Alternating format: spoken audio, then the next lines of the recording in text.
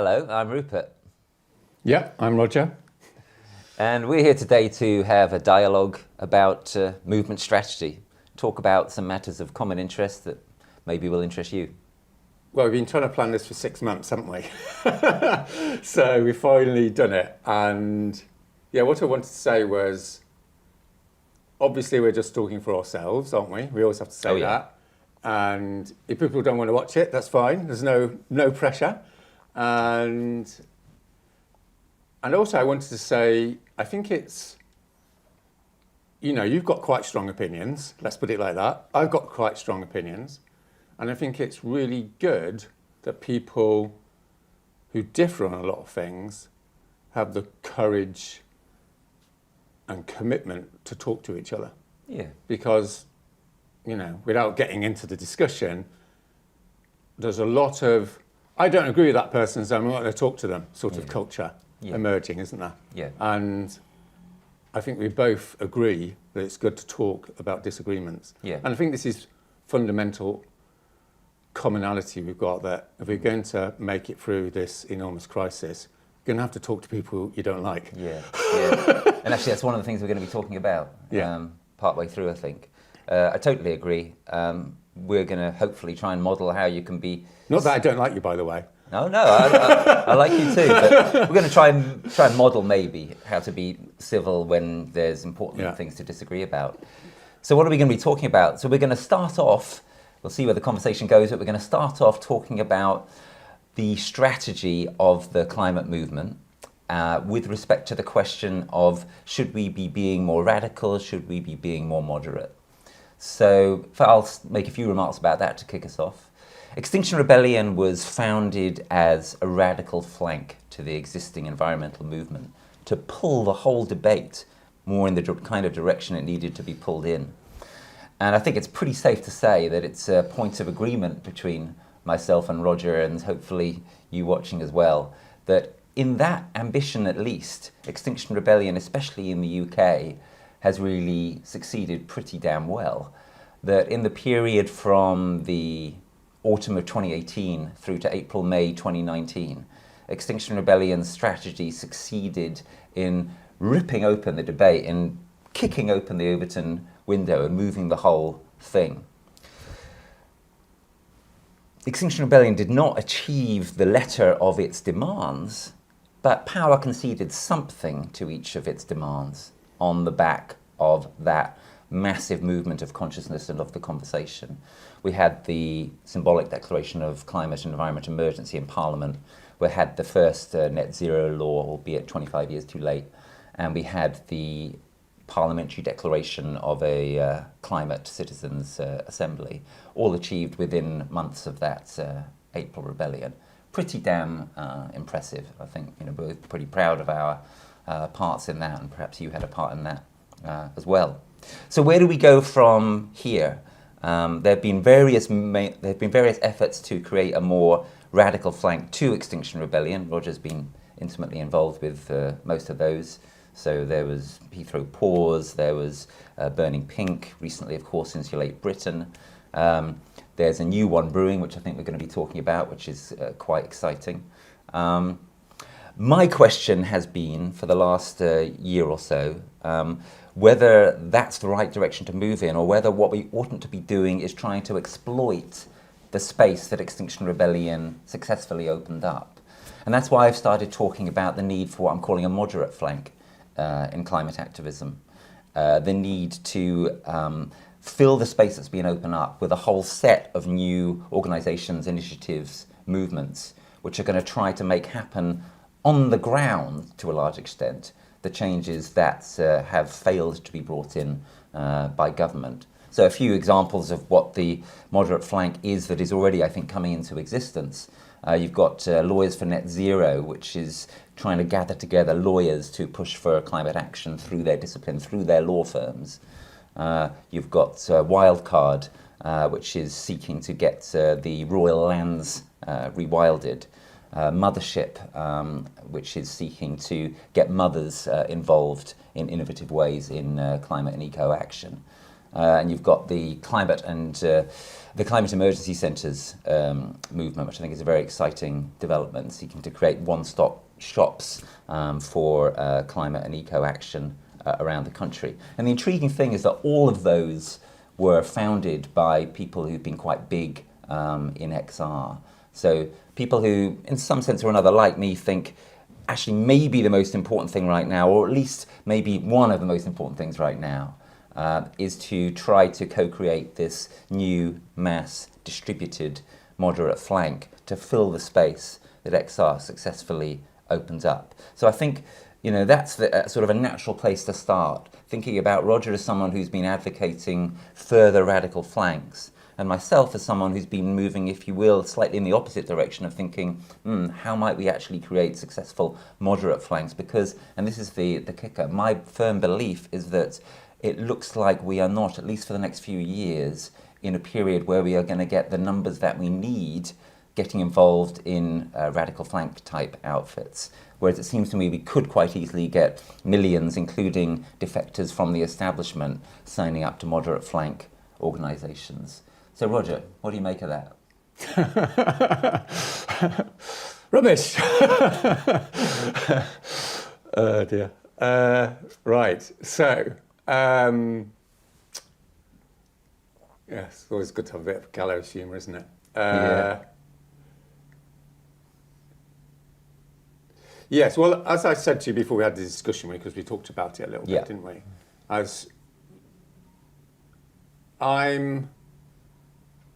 I have a problem with the usefulness of constructing strategy around the notion of a middle ground, a moderate flank, and a radical flank. Now, I'm not saying that's not useful in some contexts, but one of the things I've been trying to communicate for the last 2 or 3 years is what we're facing with the climate crisis is fundamentally, metaphysically, if you like, completely different than everyday political conflict. Yep. And this isn't a rhetorical point. It's not like I'm trying to get at people on the go. I'm saying objectively, in the sense that if we're honest enough to follow the science, which is what we're all supposed to be doing, there's 2 fundamental points, which is we're facing a cliff edge. And it's very difficult to acknowledge that. I mean, people go, yes, you know, the Arctic's going to melt in the summer, the Amazon's going to collapse. But it's very difficult to take on the full existential meaning of that, because for the last 10,000 years, without beating around the bush, people have gone, there's a crisis, we're going to we've got to deal with the crisis, and then everything's going to go back to normal. Yes. And for the first time in 10,000 years, the whole damn thing is never going to go back to normal, objectively, i.e. the basis of human habitability. And we know that leads on to 2 other points, which is, number one, it's not going to come back to normal ever, effectively, i.e. for the next 100,000 years. Some people say a bit less, some people say 4 million. I mean, who gives a damn? Yeah. And secondly, we've got human extinction in the frame. Now, that's very difficult to emotionally comprehend. But I think if we're going to be smart and clever and honest with ourselves, we have to acknowledge that human extinction, it's not guaranteed, but it's certainly in the ballpark, fundamentally changes our strategy and our ethics around what needs to happen. So what does that mean? It means, for me, what that means is there's no flanks, right? What that means for me is it's an emergency. And again, that's not a rhetorical political point. It's an objective emergency. In other words, like what we have in the climate movement is this constant toing and froing between the political and the objective, as you might say.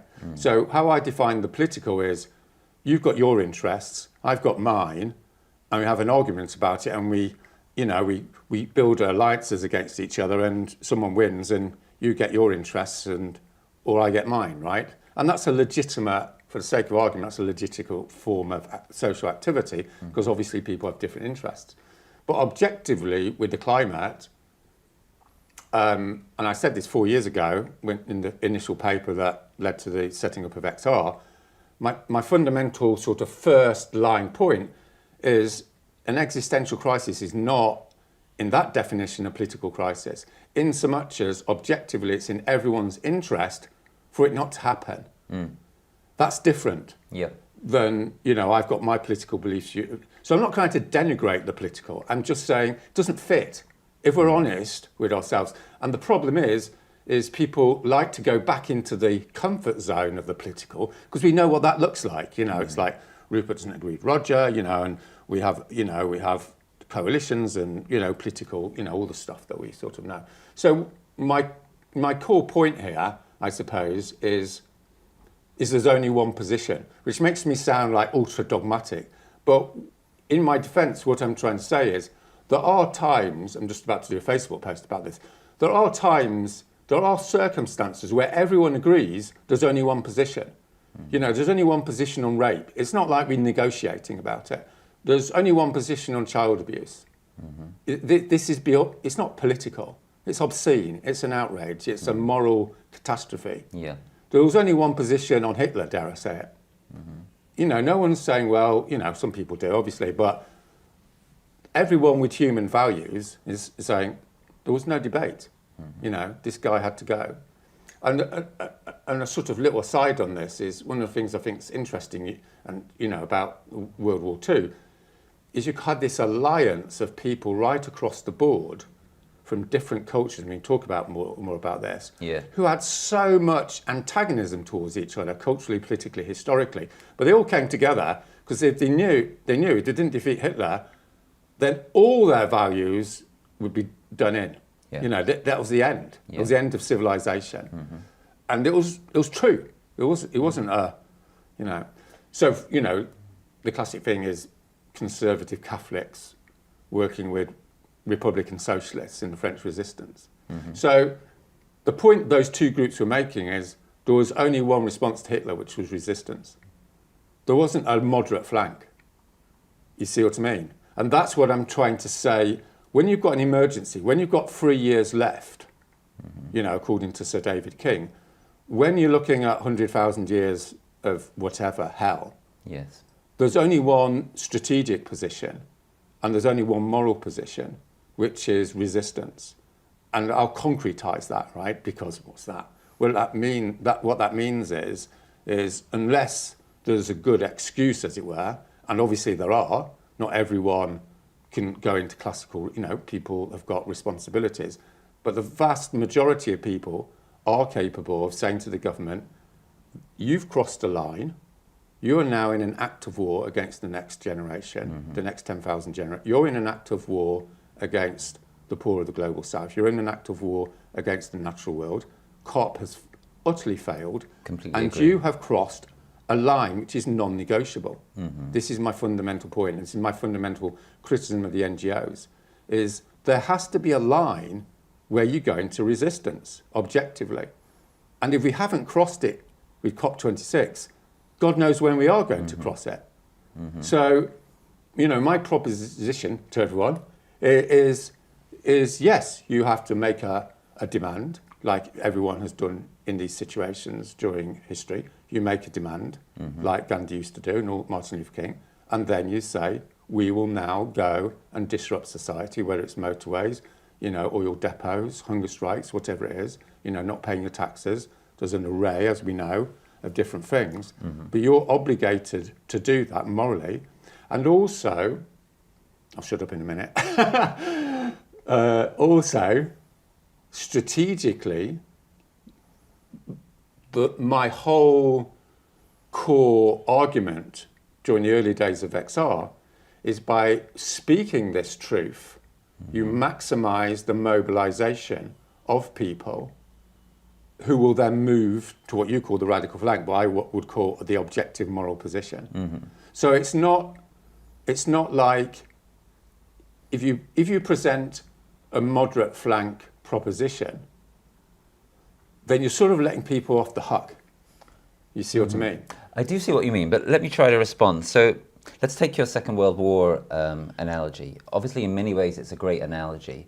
What we need is that same spirit of emergency mobilization. It's a great example of people actually going beyond politics, beyond party politics, beyond ideology in the way you alluded to. So the classic example I like to cite is in the Second World War, people of all different political hues agreed on the need for food rationing as part of the response. They didn't agree to it because it was a socialist idea or because it led to a more equal society, which it did. They agreed to it because it was necessary for common survival. But now here's the thing. Although objectively, I agree with your analysis, we are in that situation, and objectively resistance is completely justified. That's why we were completely together through the first couple of years of Extinction Rebellion. The tragedy is that on the one hand, we've succeeded in moving climate consciousness a great deal, but on the other hand, that is still quite a kind of thin achievement, which has not come to dominate everyday politics. And we have not moved into emergency mode. And most people would not really deeply yet fully accept the analogy. One reason why they wouldn't, by the way, and this is very important, is that of course there is an objective difference between the situations. The Second World War was a classic example where you could hope that what would happen would be that people would succeed in coming together, defeat the enemy, and then basically more or less go back to normal. And in that way it's very different. As you said, Roger, we are in a long, essentially a permanent emergency. But that's a weird kind of emergency. It's very hard for it to feel like an emergency because of the way it moves so inexorably slowly on timescales and at geographical scales, which are so hard for human beings to comprehend. Now, what's the point of all this? Well, the point of all this is that what you did in the last 10 minutes or so is you kind of made my position look like a bit of a sort of copping out or like not really stepping up to the plate and so on. But what I'm trying to say is, look, the objective reality is that most people are not up to the plate yet in their thinking for all the success that we have had. Until we get a lot more people moving a lot further in their thinking and in their actions, until we have a lot more people, for example, really comprehending how profoundly vulnerable they, let alone their children, now are, it's not going to make sense to a lot of those people to do the kinds of desperate things that we feel driven to do. In particular, for example, I think that it's fair to say that the evidence shows that most people in this country did not understand why Insulate Britain were doing what they were doing, why it was justified to block motorways, etc. So, my argument is, because of that crucial difference, there is a case in relation to this emergency, this permanent, new, tragic, endlessly changing condition that we're in. There is going to be no going back to normal. There is an argument for, and there is a position for, and there is a place for what I'm calling the moderate flank approach in the way that there wasn't before. One other thing which is really, really important to understand about this is that these terms moderate and radical, I accept that they're kind of quite crude and they're just placeholders, really.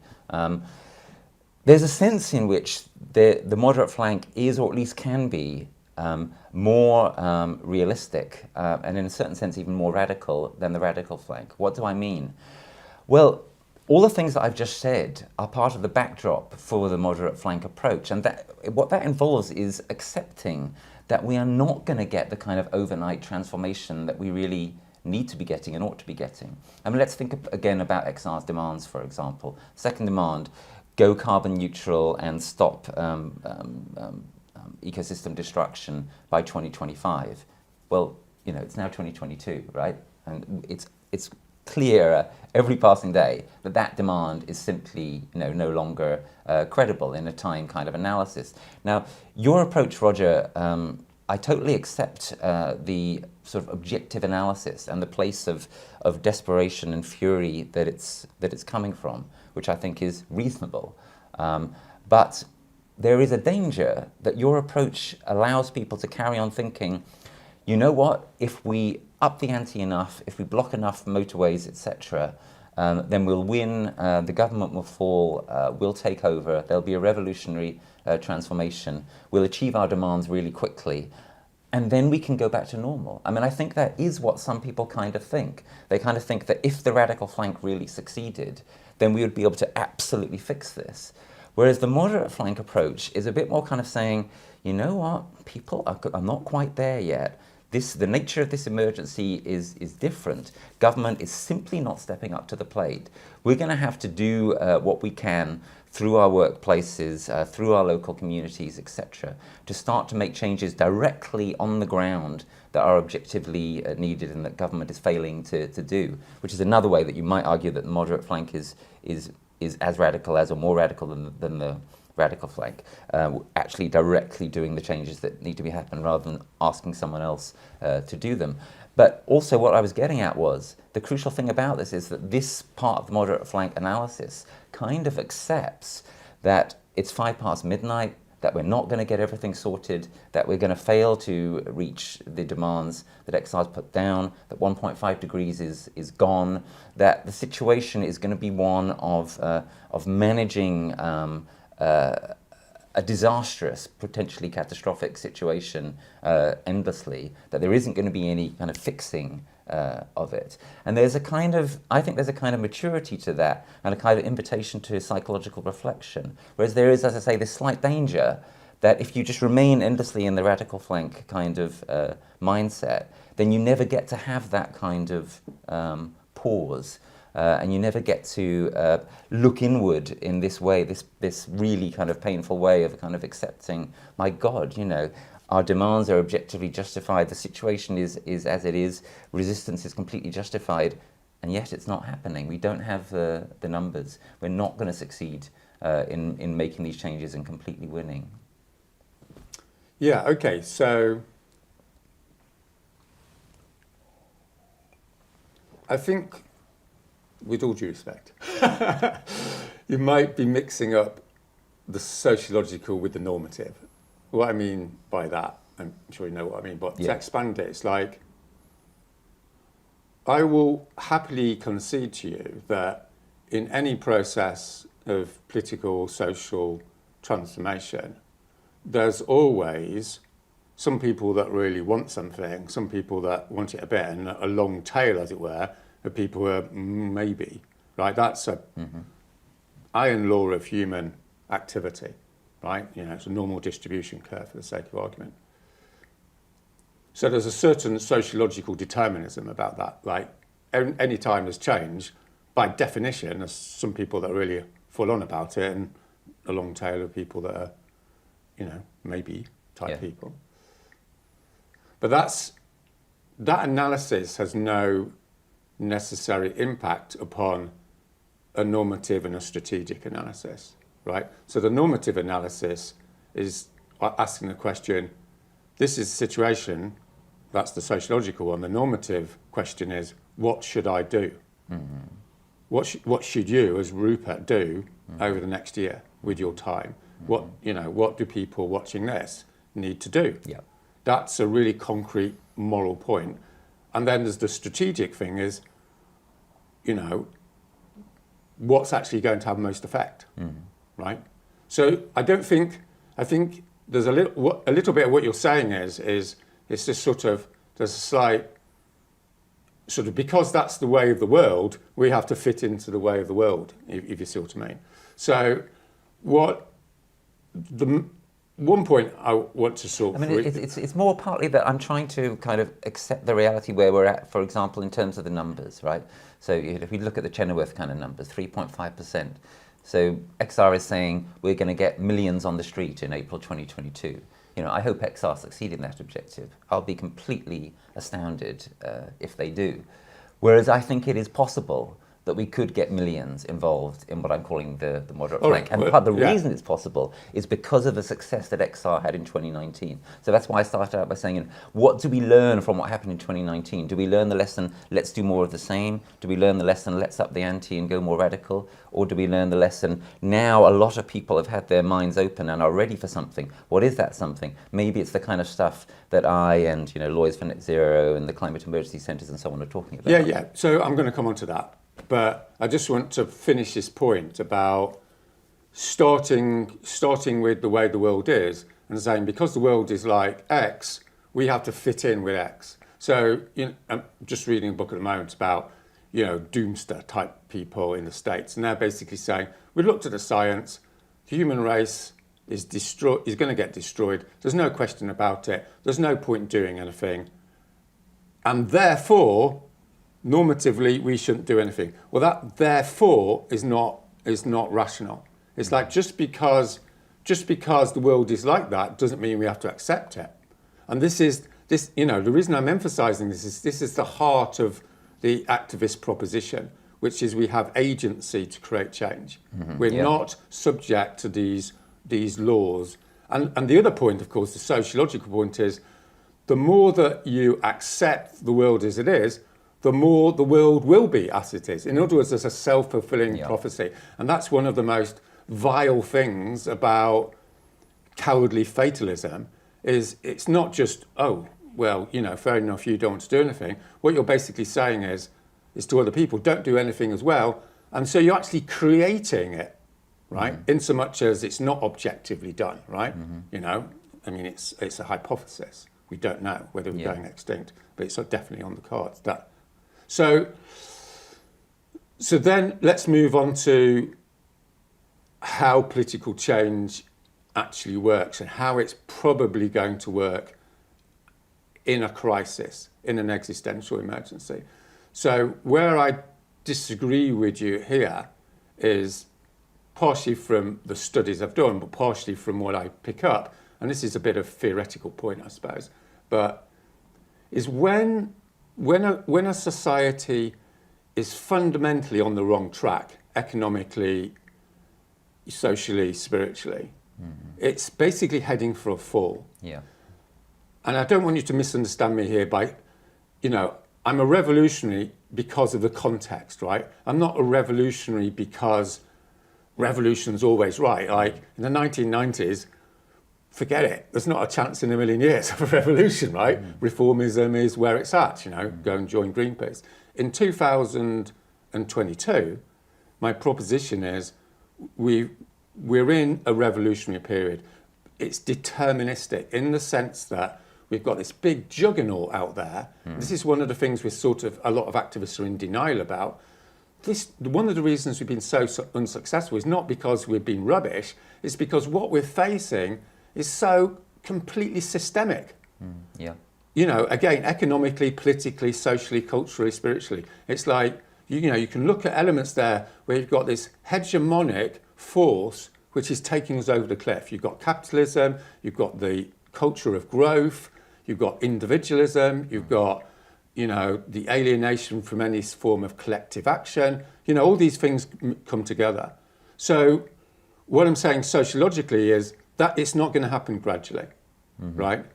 In this particular context, what's going to happen is there's going to be a massive explosion through this intense social repression that now a large proportion of the population realises, either consciously or subconsciously. They sort of know. And one sign of that, an empirical sign of that, is I'm disputing that there aren't people out there who are engaged in civil resistance. Of course there are. The question is how many. The question is one of orders of magnitude, right? That's the question I'm asking. Of course, I completely agree with you that we're heading off a cliff. In fact, the way I like to put it now is we're already off the cliff. Most people don't realise that yet. We've got to try to stop our tumbling down. We've got to try to clamber back up. And I completely agree with you that, as I like to put it, this civilization is finished. The only question is, how does it end? Does it end by continuing the crash, which is most likely, or do we manage to find some way of pulling it back up again, which is going to involve, as you say, a complete systems level transformation. It's going to involve a paradigm shift. And that paradigm shift is coming. You know, the paradigm shift will either come deliberately through concerted action and multi-level change, or it'll come accidentally through collapse, which is what we're on course for.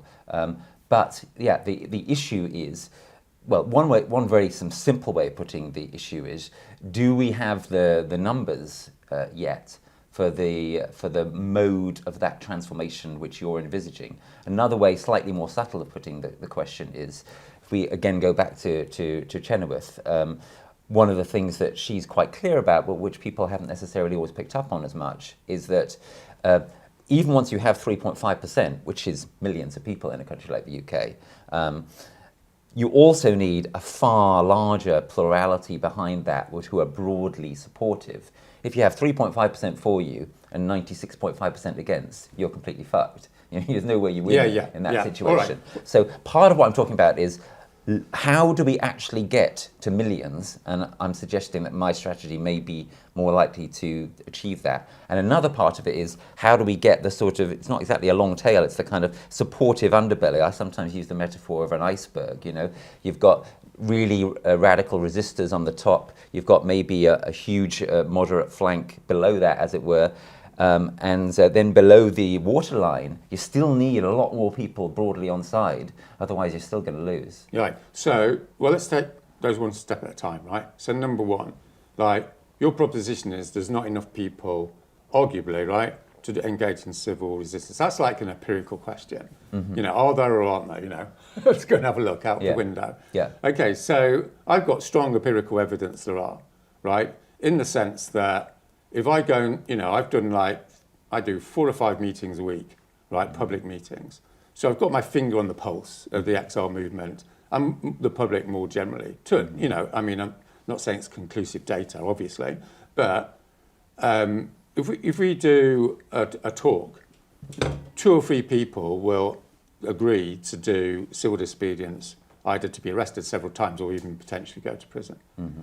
So you can do the maths, right? Mm-hmm. We know from the top judiciary and government insiders that there is a point, let's concretise it, there is a point of creating legislative change, right? Mm-hmm. And that happens all the time. It happened in the BLM protests, you know, with Minnesota saying they were going to respond to police reform. We saw it in France when they withdrew the diesel price increase, you know, in 2018, was it?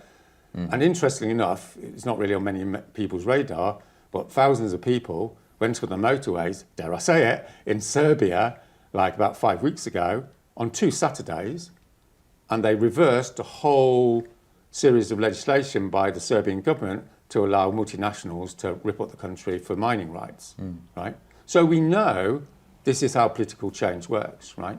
So my proposition to you, and, you know, I'm involved in Just Stop Oil, and my observations, as I said to you the other day, is there could be, let's say, there could be 1,000, 2,000, 3,000 people engaged in civil disobedience this spring, which puts us in the ballpark of forcing the government to engage in legislative change, right? That's the first thing, right? Mm-hmm. The second thing is how, you know, you raised a legitimate point, which is, how do you actually bring the 70% of the population along with you? Yeah. So what we also know is, when you have a moral issue which is objective, as it were, like slavery or, you know, racial rights or Hitler or these things, is once a small proportion of a society enters into resistance, you get a rapid flipping effect, assuming it remains non-violent. As a general rule, you know, this isn't determinism, but as a general rule, you will find a whole load of people very quickly changing as a result of your radical flank scenario, which I'm not calling it radical flank, right? I'm calling it, you know, your moral responsibility. Mm-hmm. In order, for instance, like in 1961, Martin Luther King was the most unpopular man in America. Their strategy wasn't to go to white liberals and say, let's set up some more nice liberal organisations.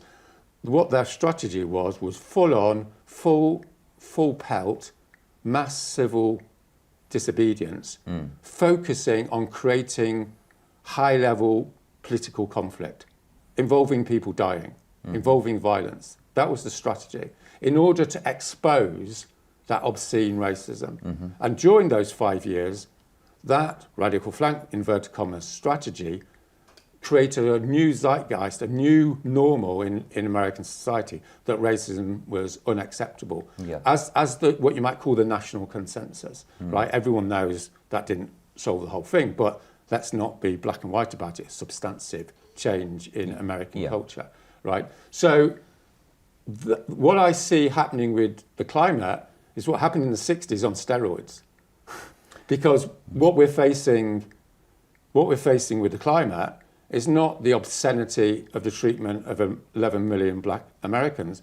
We're dealing with the obscenity of the willful murder and destruction of billions of people. Absolutely. Yeah. And so I'm trying to be contextual, you see what I mean? I'm not trying to say this is always how it happens. I totally take your point that often, in normal politics you build an alliance, but in this situation, you have to pursue this. This is the strategy that these people watching need to pursue. Because the other point is there's this self-fulfilling thing that you're on this video and you say, well, guys, we need to do a moderate flank. Then that encourages people to not get to that critical mass. And that's where it becomes quite unpleasant, because it's a bit like, there's a moral issue there. Yeah, I mean, I guess the way I would put that is less like that. I would say, I hope, as we said at the start, that we're in a spirit of potential conviviality here. And I think what is certainly clear is that we need, if you will, a kind of balanced movement ecosystem that enables people to find spaces in it that they are comfortable with and to move from one to another. So you've mentioned like people in the judiciary and so on. I think it'd be fantastic if some of them came out and did civil disobedience next week, but I don't think that's very likely. But I think there are things that they could do that'd be really helpful, that we can encourage them to do, which are somewhere on a kind of a spectrum. I mean, in terms of the numbers question, so in terms of Just Stop Oil, I'm really encouraged by what I've heard so far about Just Stop Oil. It sounds to me as though some of the lessons of some of the things which haven't gone so well in the last few years in XR and in Insulate Britain and so on may have been learnt. I think it will make more sense to people to focus on what is in a certain sense the real cause of the trouble, i.e. fossil fuels. I think if you've got the kind of numbers that you're talking about, you may be able to do mass nonviolent direct action against that industry in a way which will make sense to people and which will be successful and which will be dramatic and which will encourage real change. I hope all that happens. If it happens in that kind of way, I'll be there to support it totally. But I would make a couple of points beyond that. One is you're saying you're going to have thousands of people. That's brilliant. But that isn't millions of people, let alone tens of millions of people in broad support. And then you say, well, yeah, but we're going to get this kind of flipping effect. But then we come to the point that this issue, I mean, it's not even an issue what we're talking about. It's a total, as we've said, it's a total crisis of civilization. The analogies with past struggles are problematic, and that's one of the things I try to argue in this little advert here. Extinction Rebellion, Insights from the Inside. Yeah, I haven't got one. Which responds, among other things, to your Common Sense for the 21st Century pamphlet. One of the arguments I make in that book is a crucial difference between our situation and the situation of the civil rights movement in the 60s. You say, our situation is a lot worse, it's a much more objective, bigger crisis. I completely agree. But most people still don't really at a deep level understand that. And I think we have to do things to bring them to understand that, rather than hoping that they can arrive instantly sort of at the end of the journey.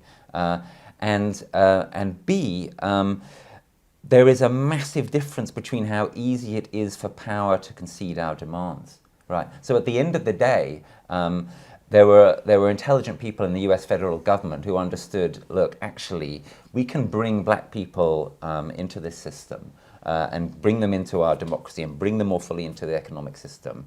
And it doesn't really fundamentally change the things that we want, the things that we need, the things that we take for granted. The corporations, the elites, the big money, they all know that the things that we want to do are in some sense, in the short to medium term, going to be bad for them. And a lot of ordinary people are aware that even if that might not be true, then it is true that, you know, a lot of things are going to have to change. It's not just that renewable energy is going to replace, you know, joule for joule the energy that we get from fossil fuels. No, you know, the future, if there's going to be a future, is going to be a future where there is less air travel. It's going to be a future where there is much more local food growing and many more people on the land, etc., etc. This civilization is finished. The transformation is going to have to be profound, wide, and deep. So it's far more difficult to get what we want and what we need than it was for Martin Luther King et al. And for that reason, I think we have to be honest enough and strategic enough to try to find ways of bringing broad masses of people on this journey. This is not the kind of transformation that can be imposed from top down. This is my reason for differing with so-called eco-Leninists like Andreas Malm, who, you know, is sort of one step further on the radical spectrum, if you will, than your good self. I think that it is completely implausible to think that we could succeed in taking the reins of power and imposing the kind of change that is necessary on the populace at large. We have to bring most people with us, otherwise this will not happen. It's a civilization level transformation. Yeah. And that's why I think strategies that are thinking, okay, yeah, how do we get the envelope being pushed by radical action, and how do we have a big broad swathe that comes along actively, seriously behind that, and how do we keep on board the broad mass of the population? You can have some people against you, but if you end up having 60, 70, 80% of people against you, you're fucked. Yeah, well, we both agree about that, right? So what potentially we disagree about is what's the method of change. And what I'm saying is, and I'm 100% certain on this, dare I say it, which is it's not going to be pretty, right? It's not going to be rational in the sense of let's sit down and give people more information. No, sure. Right? There's been what you might call the moderate flank approach for, you know, the last 30 years. Let me just be clear, quick clarification. I'm calling for, and I see starting to emerge, a new, potentially mass distributed moderate flank. These organizations I named before, right? These are new. I'm not saying, you know, let's just go with the traditional NGOs. I'm talking about people who are trying to do stuff, you know, I'm talking about people like the Lawyers for Net Zero type thing, for example. They want to eventually get to a point where lawyers are doing things like saying, you shouldn't do that because you run the risk of being sued in future. We're not going to take this client because they've got these. Right, yeah. And at every level they're pressing. You know, one of the reasons why the law is a good institution to press through is it's one of those sort of points in society which everything sort of has to pass through, you know. And if you start to get lawyers and then, you know, as we were saying earlier, the judiciary asking awkward questions and not going along with power and so on, well, then you're really getting somewhere. Yeah. So I'm not at all saying, oh, you know, let's go back to the old kind of 1990s approach. I'm saying let's exploit the success of XR to move as far as we can without frightening all the horses behind the changing consciousness that has been created so far. Well, what I think we need to do is concretize these generalities a little bit. Like, you know, we're going to talk to lawyers. What is, you know, we're going to get lawyers on our side. What does this concretely mean? So what I'm saying is there's two failed paradigms of change, right? One is information provision. Yeah. I'm going to the lawyers, I'm going to tell them that 1.5 is done, blah, blah, blah, right? And the other one is persuasion and argument. Like, I'm going to go to the lawyers and I'm going to make an argument, right? Now, both of those have functionality when you're not dealing with major personal change. You know, I can say, you know, do you want to go and do the washing up? I'll give you information. There's lots of washing up to be done, and I'll suggest that it's your turn, right? And you'll go and do it because it's not a big deal. But if you're a Southern racist in 1961, I can argue with you until the cows come home, literally, and you're not going to change because it's a fundamental part of your identity that you have a right under God, under state rights, to dominate and exploit black people. You're not going to change, right? And what the black rights movement did, as you know, for 90 years, they had this approach, and they got absolutely nowhere. And in 1958, there was this explosion of civil disobedience, and suddenly there was a glimmer, like we've seen with XR. There's this glimmer of actually this is how it works. We're not saying it definitely will work, but what we are saying is information and rational argument is definitely not going to work, right? Yeah. As much as, there is a sociological law about it. When you're dealing with entrenched power, and what we're absolutely dealing with here is entrenched power, not in some reductive Marxist, we're the oppressors and we're pushing you down. Obviously, there's an element of that, but it's deeper than that. It's cultural and spiritual, and it's a way of being, isn't it? Like the Southern way of life. It's like we are provided with this supremacism because of religious, fundamental core reasons. So this society out there has this fundamental arrogance that we can destroy nature because nature means nothing. And we have this right to continually produce. And, everyone sort of knows now that it's done. But they still, you see what I'm trying to say? Yeah. So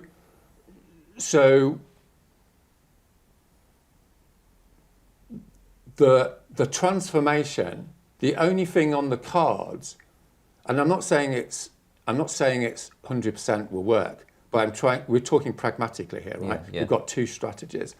So we've got to compare them. But for the sake of argument, there's a 50-60% chance that when you engage in civil resistance, you throw the dice on saying to the population, we can't carry on like this. And that population changes really rapidly.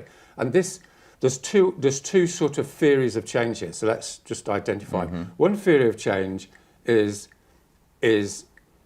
you have an advertising campaign, you change people's attitudes, it's information, right? And then another theory of change is what you might call Freudian-esque. I don't want to get into Freud, in terms of what he was particularly saying. But what I'm trying to say is you disagree with me. So empirically, it looks like you disagree with me, but deeper down, you actually know I'm right. Yeah. Right?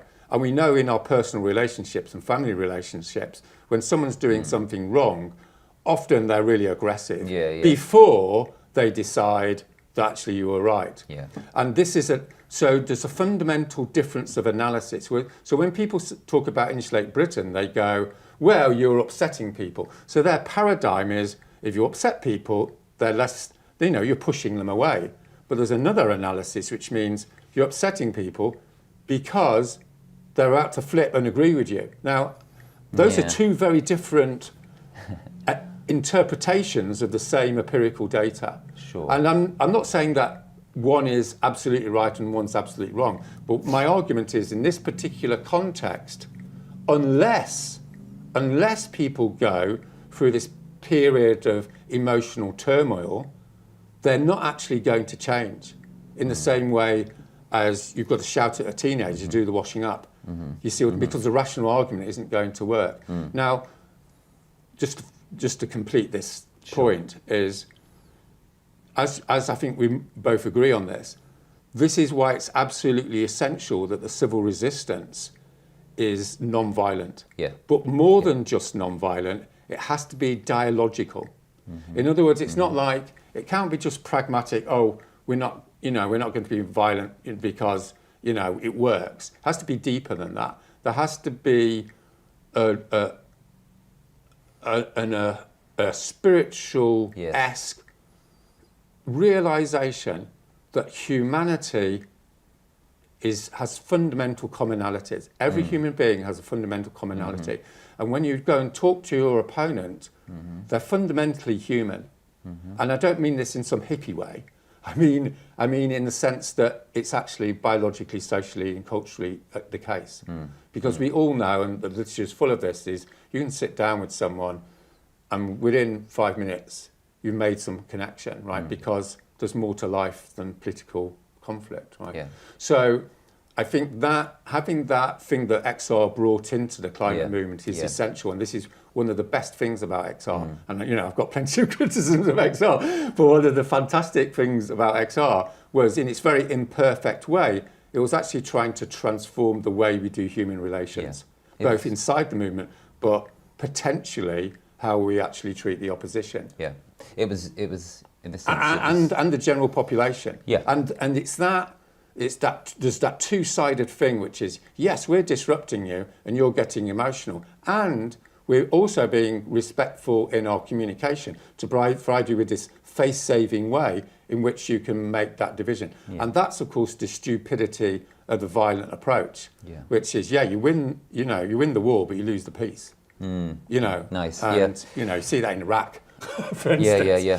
No, I totally agree. In that sense, XR was beautiful. It was prefigurative, and it was modelling this kind of civil model of how you do disagreement. I want to see more of that in future. I don't think people felt that quite as much with Insulate Britain, and I'm very sceptical that Insulate Britain has helped people reach this point of kind of flipping.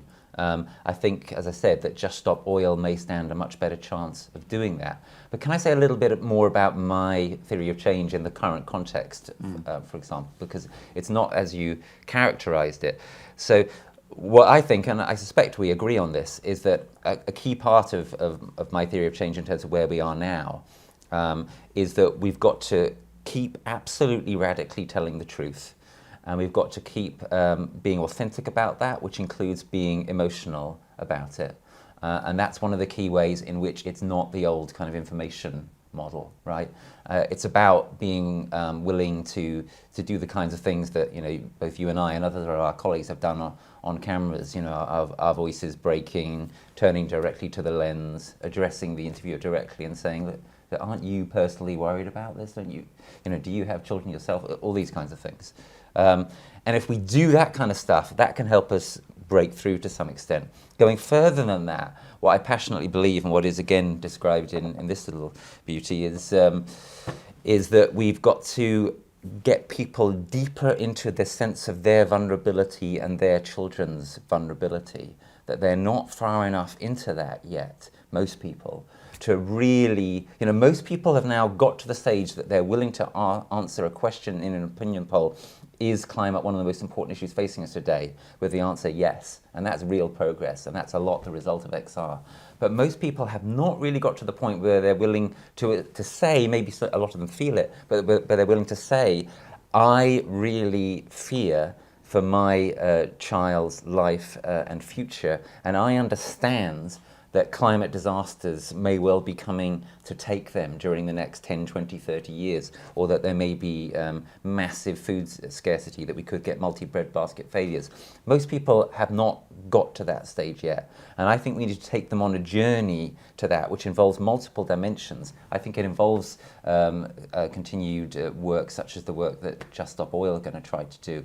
And I think it involves work on a whole load of other dimensions. So in terms of what I'm hoping is going to happen through the moderate flank, and what I'm seeing start to happen, it's taking that spirit and applying it in all the key locales of our society. And the two which I identify as most important are our workplaces and our real local geographical communities. So in our workplaces, to take an example, the kind of thing I'm saying is what we need people to do is not just go around saying this stuff, but saying it and experiencing it in an emotional way, projecting it into scenarios for what could happen, and then drawing the consequences of that in terms of what ought to happen in their workplace. And what does that mean? So it means everything from, what the hell are we doing still commuting to work, to what are we doing with our profits? Are we actually making the world a better place with them? To what's our supply chain? Is it carbon heavy? Does it have long miles? Is it resilient? Are we thinking about how it's going to stand up in the years ahead? And then taking action to change every one of those things in whichever way you can do that, whether that be through a trades union or through a professional association or through talking to your employer or through just starting to make changes or through threatening to withdraw your labour if those kinds of changes are not met. And if that kind of thing were to start happening, taking action in those kind of ways in every single workplace, especially the ones that really have the strongest leverage, places like the law and audit and insurance and so forth. If that were to start happening across the shop, that I believe would be transformative, and that I can see involving millions of people. So that's my vision of change. Yeah, and I think it's absolutely necessary and, economically inevitable, right? In so much as it's coming anyway, right? Yeah. So I think it's a great vision. Where I think we disagree is it's going to be non-linear. It's not, and there's a number of, flesh this out a little bit more. There's a number of reasons for this. The most obvious reason is it's not superficial. We've left the period of history where this can trundle along in a fairly, small way. We have to reduce carbon emissions. It's going to be a complete transformation. Everyone knows that. I mean, in Insulate Britain, it was funny because, to be honest, I don't know much about insulation. I'm a mobilisation guy, right? So, I thought, insulate. You always have this idea, don't you? Oh, we're going to do this change, and then you actually talk to the guy on the ground, who, the engineer, the frontline guy, the transport manager, and he tells you it's completely off the scale what has to happen. And I remember, talking to this guy, and he said, if you want to insulate, you've got to, I forgot what he said now, he said... But you've got to train loads of people. You've got to train loads of people, you've got to change the culture of the builders because they're pissed off because they haven't got much money, you've got to train people, where's the trainers going to come from, where's the money going to come from 29 million homes, where's the raw materials going to come from because there's loads of international competition. Basically we need £600 billion to do this. The government's committed 1.5.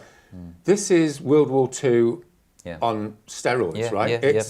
It's fun. It's massive. And again, this isn't a rhetorical. This is physics, right? There's houses. You've got to insulate them. They cost time. You can't create labour out of nothing. There's only so many people in the country. That's an objective fact. If 3 million of them are doing houses, that means 2.5 million people are going to have to stop doing what else they're going to do. There's not some magic tree here. So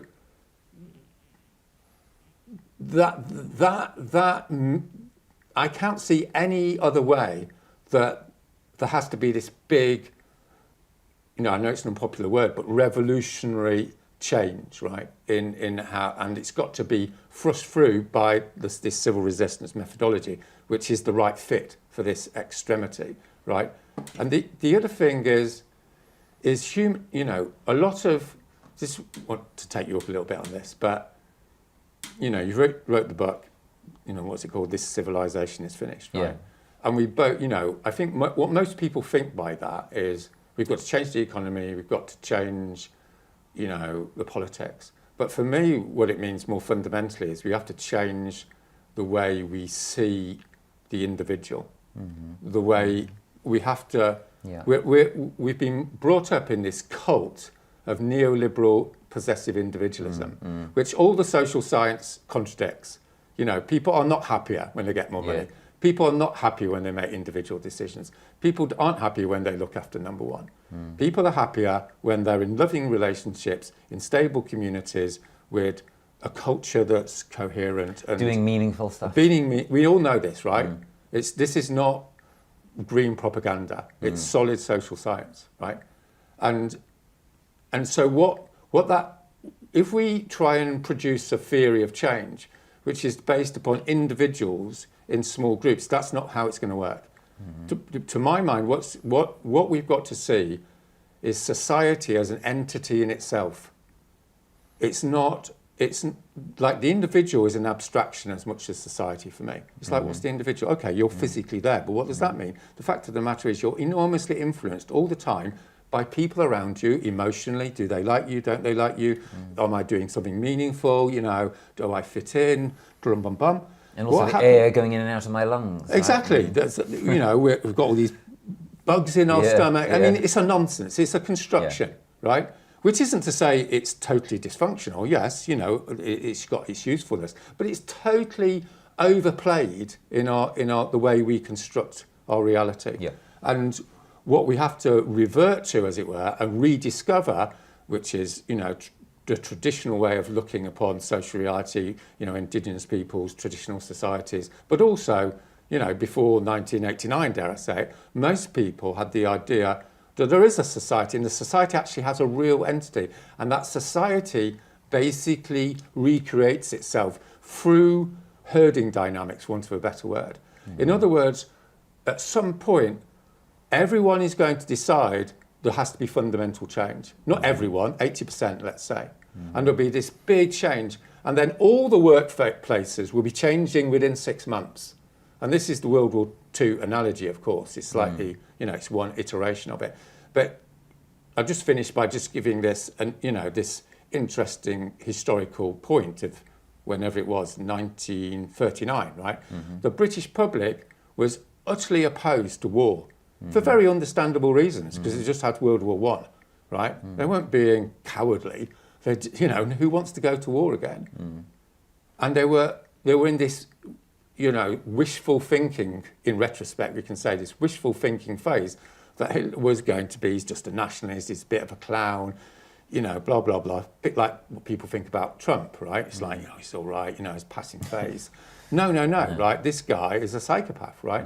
And you have these crises where, you know, he unites with Austria, well, fair enough, you know, it's German, and then he takes part of Czechoslovakia, well, that's a German part. And he's just trying to reunite the German people. And then suddenly he invades the Czech Republic. And within the space of 2 weeks, the whole psyche of British society flips from wishful appeasement to, okay, we're going to have to go to war. We can't, you know, a line has been crossed in the sand, as it were. And everyone knew then, you know, what this guy was dealing with. Is there going to be that equivalent of a line, Roger? You see, that's what I'm sceptical of. Again, I hope you're right. But what I see as much more likely is that I agree with you totally as well, that society is as much and as little a construct as the individual. But what I see when I look at our society is something which is massive, absolutely vast, way beyond a human scale, quite dysfunctional, quite riven. And what I see as likely in a situation where, you know, we've kept on thinking that there were lines in the sand. You know, we many of us thought, you know, Katrina was a line in the sand, COP26 and so on. And when each of these lines gets crossed, you know, there's a bit more of a consciousness shift, and there's a few more people who come our way and so on. But is there going to be this kind of Czechoslovakia moment? What I think is more likely is that we get more of these people coming. The climate movement is definitely going to grow during the 20s, probably exponentially, as things, you know, tragically continue to spiral downwards. The weather continues to go out of control.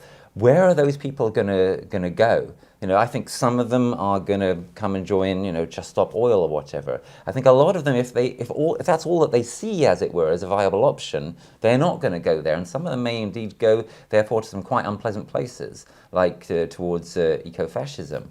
What we want, one of the crucial things we need to do, maybe we'll come in a minute to the question of, you know, how do we get relatively conservative people potentially on board? How do we get people who are not woke on board? One of the things that crucially seems to me we need to do is to appeal to people in a slightly more bottom-up way, which is not individualistic, not just about small groups, but is about meeting people in a certain important sense where they are. And where are people? I think people are mostly in two real places. They're mostly in their communities where they live, and they're in the places where they work. And there they have a real group of people around them who in most cases they know and hopefully trust, and so on and so forth. And what I'm trying to say is, what if we got people in those places taking the kind of actions that government ought to be taking, but just isn't? And of course, this is not to say, oh, let's forget about government totally, it's a lost cause. Not at all. Politics matters, government matters, absolutely. It would be then about kind of, among other things, shaming government into taking the right kind of action. And one of the crucial things that businesses need to do is they need to change what they lobby for. Mostly now, most businesses still lobby for, loopholes and regulatory exemptions and so on. Mm-hmm. We need them to be lobbying for a higher level playing field that cuts out the climate and green bad guys. And that's one of the crucial ways that they can make a difference. How do we get to that point? You say we get to that point through changing things, through civil resistance and this kind of flip, maybe. But I think that also probably we get to that point through trying to catalyze them directly and to working on them through their employees, through people who are climate aware in those workplaces, etc. To get to the point where, for example, we get people in workplaces saying, unless you do this, we're going to start doing half-hour work stoppages. And that kind of thing happening in specific industries and in specific institutions. Maybe eventually it might happen as a sort of, potential climate general strike. But I think that's the kind of thing that has to be built up to. It doesn't happen overnight. It's not going to be, I don't think, a sudden flip towards that. Yeah, well, I do. Interesting. So, and I say, I'm saying that not from a normative or ideological point of view. I'm saying it from an analytical point of view, that the thing's too far gone. Thing's too far gone for this change to happen with any, the only way it's going to happen is through massive disruption on lots of different levels. And I mean, let me be a bit nuanced about it. It's not like one morning everything's the same, there's civil resistance, and the next morning everything changes. No, that's ridiculous, right? What I'm talking about is a series of fundamental breaks, economically, politically, spiritually, with the old regime, right? So it's more like the fall of the Roman Empire. It's like, but in 2 years, right? Yeah, it's the like fall of the Roman Empire took a very long time. Exactly. But what we know from the Roman Empire was, things were things looked pretty okay, like on the surface, and then there was a massive collapse, and then they pulled it all back together again, and then there was another massive collapse, right? And it's a bit like a stock market collapse, there's there's several cliff faces. So there will be like counter movements, obviously, by the fascist right and all the rest of it. This isn't going to be the wake up in the morning and everyone's being nice, right? We're looking, maybe you are looking, but it's going to come with cliff faces. Because of this herding mechanism, and this history is full of these episodes. The reason why probably a lot of people watching us don't believe me, as it were, because we've had our cultural experiences, everything's trundling along, it's trundling along. But the fact of the matter is, the last 30 years have been a unique period in European history, in world history. There's been no massive confrontations in a classical sense, right? I mean, there's been loads of injustice and change. Where is this line, you see? This is what I don't see. So John Michael Greer, for example, argues, collapses normally do take a long time. What's going to be this thing that prompts this kind of once and for all kind of herding shift?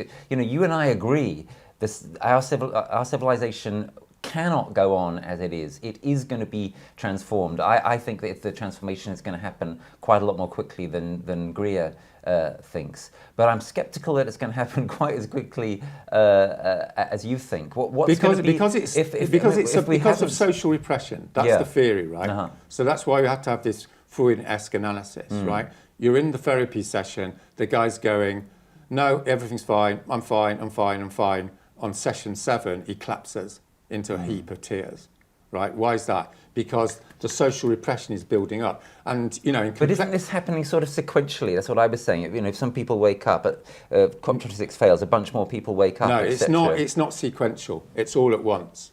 It's all at once. I mean, not all at once in some absolutist sense, right? In other words, like with Insulate Britain, right, look upon this as a social repression analysis, right? In Insulate Britain, let's say for the sake of argument, there were 10 million conversations in the UK about Insulate Britain, right? I mean, 3 in 4 people knew about it. Those conversations, let's say for the sake of argument, were 90% negative. It's like, what the hell are they doing? They're blocking motorways. You know, we've got a right to get to work. Everything's fine. Who are these people? They're hippies, you know, blah, blah, blah, blah, right?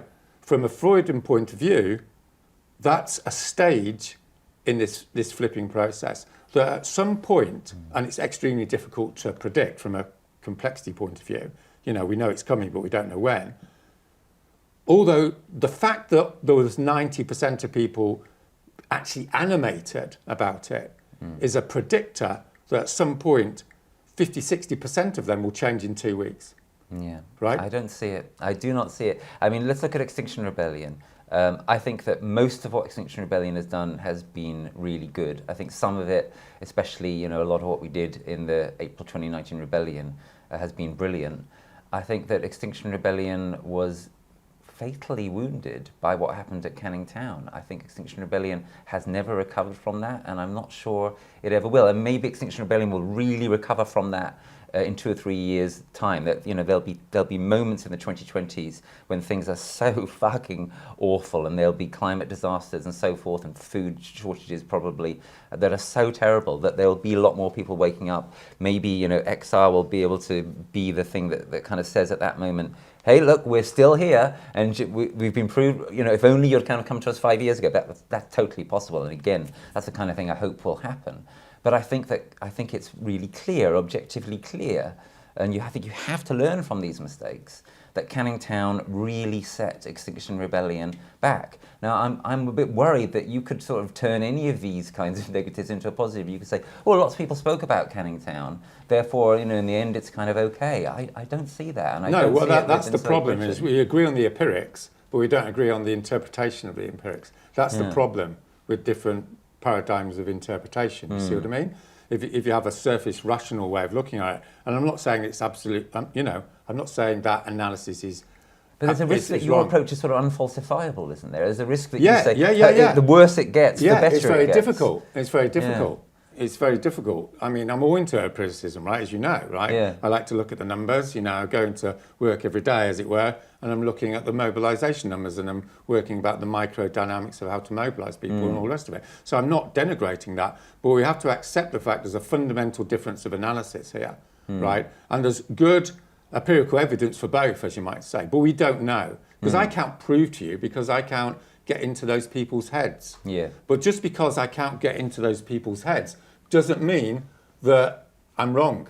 I can't prove it. It's unprovable. Yeah. But, you know, I can, let me give you another example, right? Black Lives Matter started, I think it was around 2012, right? Yeah. And there was a big, you know, upsurgence of it. And then, you know, nothing, it went several years. Absolutely. Do you remember when it was like, oh, Black Lives Matter, that was, those people, and what's happened to them? I've seen very much. And then, you know, the guy was shot in, whenever it was, in America. Why was that? Absolutely. Because of social repression amongst young people and amongst people of colour. It was like, that's the line. And suddenly you've got 10,000 arrests in the USA, and in 3 or 4 weeks, you've got state legislatives going, okay, what do you want? Totally agree, and that's the kind of thing I had in mind with XR. There could be a moment like that where XR sort of really comes back, and XR actually gets millions. I think that could happen in, you know, a couple of years' time or something. But I also think that we need to understand that XR could have put itself in a better position to be ready for that moment if it hadn't alienated so many people by, for example, doing Canning Town. As I say, my concern about your approach is that it can look as though anything that you do that gets publicity or gets people talking is good, and however bad your public image, it's good. No, I'm not saying that, just for the record. Right, good. I'm saying it's problematic, right? Yeah. Causing disruption is problematic, and it's probabilistic, right, in whether it's going to be effective or not. It's not like, do this and it will cause that, right? You don't know. But there's absolutely a point of where you're going too far, particularly when you're denigrating people, like verbally, and obviously when you start moving into, violence or Yes. and what have you. So, without sounding too sort of reductive about it, it's like 8 out of 10, right? It's 1 out of 10 is vaguely concerned. 4 out of 10 is go on a march. 8 out of 10 is 10 weeks, 3,000 people causing civil resistance. 9 out of 10 is blowing up pipelines, and 10 out of 10 is shooting the Prime Minister, right? You see what I mean? Like, it very rapidly collapses. There's a cliff edge. In my analysis, there's a cliff edge where if you go over that cliff edge, then you basically into civil war.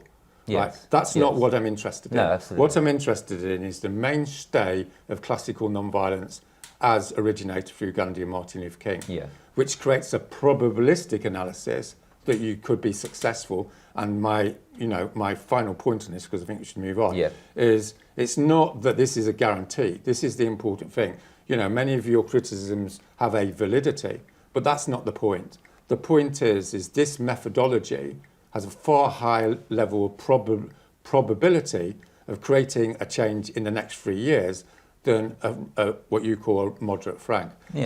But let me just finish by saying, there is some common ground because we both acknowledged it's a sociological inevitability that there is a moderate frank flank, right? Yes. It's there, but that doesn't mean, my argument is that doesn't mean you normatively support it. So as a pragmatic common ground, as it were, I think what both of us should be saying, or what I think you should be saying, is civil resistance is what we morally and strategically are called to do at this point in history, right? And I know that not all of you are going to do it, but this is what we're morally and strategically obliged to do as parents, as adults, as human beings, right? Interesting. And if you're not doing it, then obviously you're going to be creating these other organisations, then so be it. And then you're right that those other organisations shouldn't be engaged in some reductive 1950s male rationalist sort of discourse. They should be creating, as we both agree, they should be creating spaces for emotional communication and small-scale direct actions. That's all well and good. And the last thing I say is we would just stop oil. I think what's interesting would just stop oil is potentially we are making alliances with the moderate flank in so much as we're saying we're going for this, right? Inevitably, not all of you are going to follow us. You should normatively, but sociologically you're not. But that doesn't mean we're going to not work with you. What we want is the lawyers to come in. They should be in the road, but they're not. But what they can do and what they will do is potentially make a public statement saying British constitutional, culture does not involve arresting and putting into prison people who are trying to save their children's lives. That's a complete contradiction of British political tradition, British culture, and all the rest of it, which we all know. So maybe that's, This sort is nice because of it seems to be we're getting quite close to each other now, which is always good. I'm saying we need the 8 out of 10 and we need the 7 out of 10, which is my new just behind the radical flank, moderate flank. And like with regard to Just Stop Oil, for example, I'll probably be asked to comment on it, and I will say things like, look, these people are doing the kind of thing that is necessary if we're going to make the kind of changes we need to in the kind of time that we're going to make. If you are going to be in a position to criticize them, you need to be actually doing something that is at least as good, if not better. Now, what is that thing? And then I'll talk about what some of the other things are that people can and should be doing through the law, through their businesses, etc., etc. And in terms of, obviously, you and I have both been engaging in civil resistance. And when I do have these conversations with people, I often try to persuade someone who is already, for example, someone who's run a big NGO or something. I say it would be really powerful if you would go and do some nonviolent direct action. And if you would thereby kind of saying, actually, you know what? Friends of the Earth and the Green Party, they're great, but they are not enough. We have to be going further than that. For me, what it's really about, it's about taking everybody to the edge of their comfort zone and then one step beyond, so far as that one step beyond stays the doing of something which is strategic and strategically intelligent. And so with some people, it's about getting them to the point of voting green. For other people, it's about getting them to the point of taking action in their workplace, or maybe even threatening to withhold their labour. For other people, it's about will you come and block this oil refinery? And if we're moving as large a numbers as we can, as it were, sort of up this beautiful treadmill, then we're maybe working together in such a way that we create this ecosystem of the movement, or of the movement of movements, which can actually function well. Yeah, I think we're half agreed. Yeah. Well, I quite like that summary. That, I like to concretize things. When you're talking, there's a big difference between going to a moderate flank space and saying, you're the moderate flank, that's the sociological reality, and therefore that's okay, and carry on. That's what I don't want.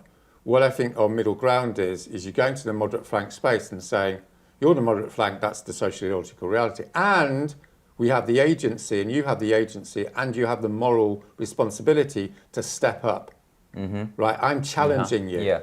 In other words, you're not coming across as making the reality a normative proposition. And don't make them just kind of feel good. People need to be continually being brought out of their comfort zone. Yeah, it's not a pleasant process. We all know that. I mean, we all interrogate ourselves all the time. So it's but welcome to real life, isn't it? It's like this. It's not.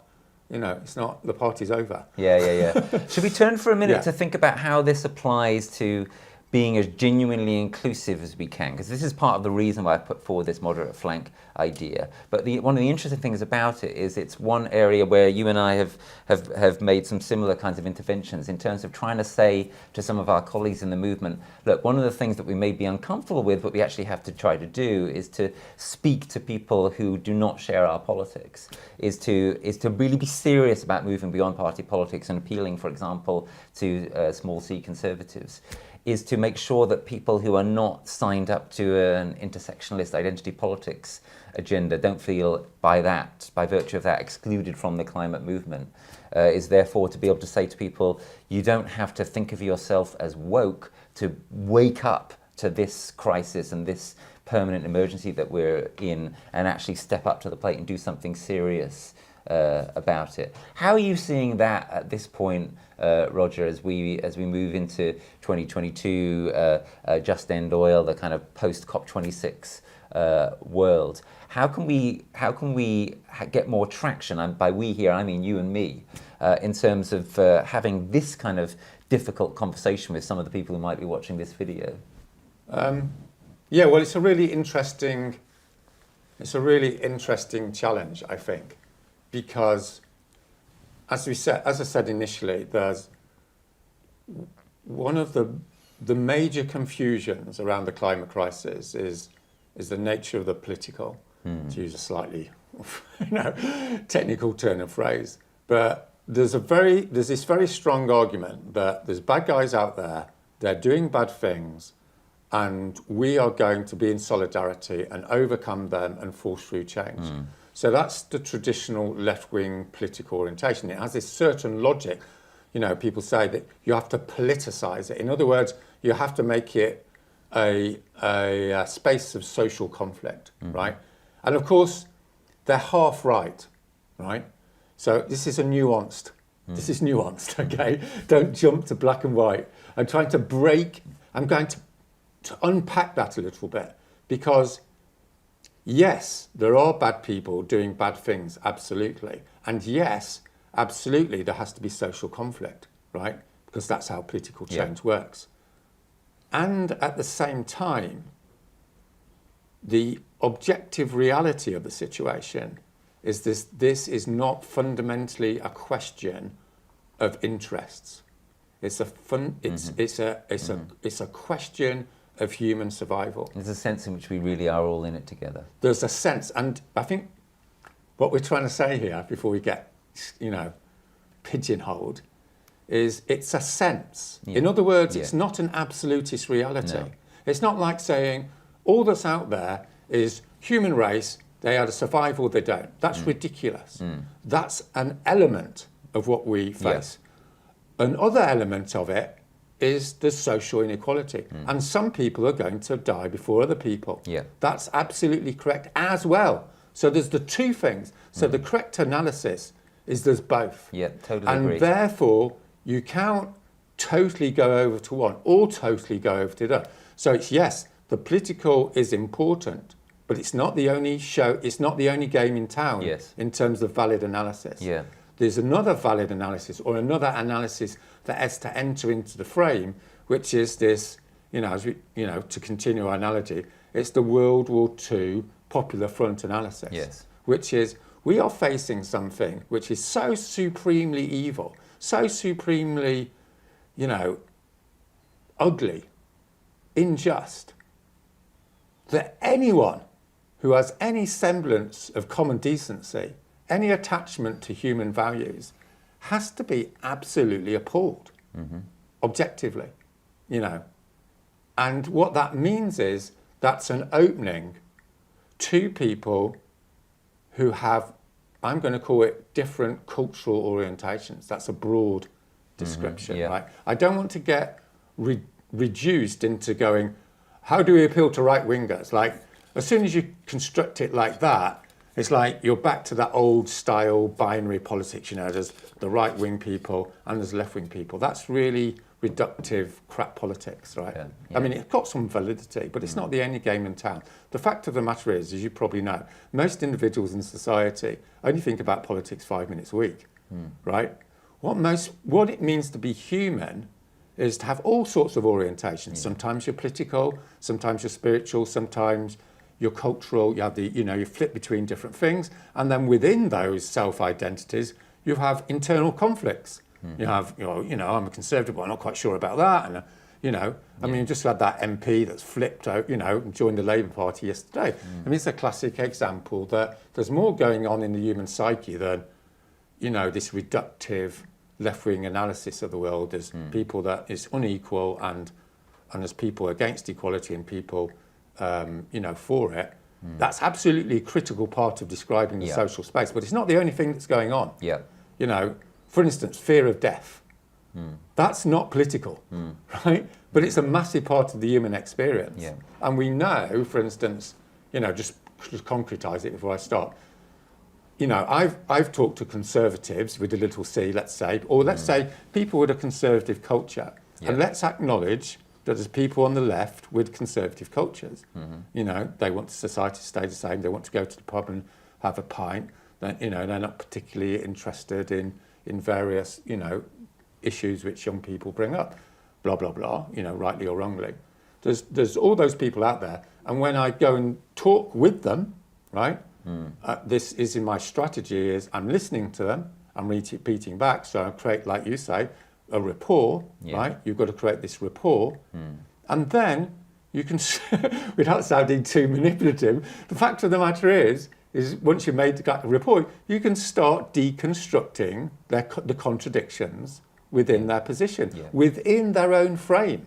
And, just so bringing out how, for example, conservatism ought to mean things like conservation. Well, it's in the name, guys. It's like, you're a conservative and so you're going to destroy the human race. Like, that doesn't really fit together, does it? With all due respect. It's like, and there's, to expand that a little bit, in the left-wing space, there's structural contradictions. Let's face it, there's a big contradictions between freedom and equality, for instance, which have a long lineage and no one quite knows how to sort that out.